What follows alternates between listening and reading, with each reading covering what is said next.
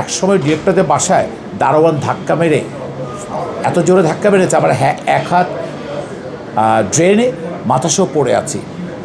তো সেই সময়টা আমি পার করে এসেছি।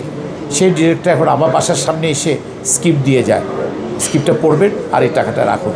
তো এখন প্রশ্ন শেখার একটা প্রশ্ন হচ্ছে যে মেয়ে ফ্রেন্ডের যে ব্যাপারটা আপনি বলেছেন, মেয়ে ফ্রেন্ড থাকবে, কিন্তু মেয়ে ফ্রেন্ডের সাথে জড়িয়ে দরকার। আমি তো ম্যারিড, আমার তার সাথে প্রেম করার তো দরকার নেই, বন্ধু থাকতে পারে। তো মেয়ে ফ্রেন্ড থাকতে কি অসুবিধা আছে ভাই? আপনাদের সমস্যা 1,44,000 গার্লফ্রেন্ড, আমার সমস্যা আছে? 18 বছর বয়সে যদি আমি 1,44,000 গার্লফ্রেন্ড যদি আমার বন্ধু থাকতে পারে, দ্যাটস গুড। সেটা কদিন পর আমি 1,50,000 বলবো, আপনি ভয় পাবেন না। অচিরে সেটা 2 লাখ বলবো, তাও ভয় পেন না।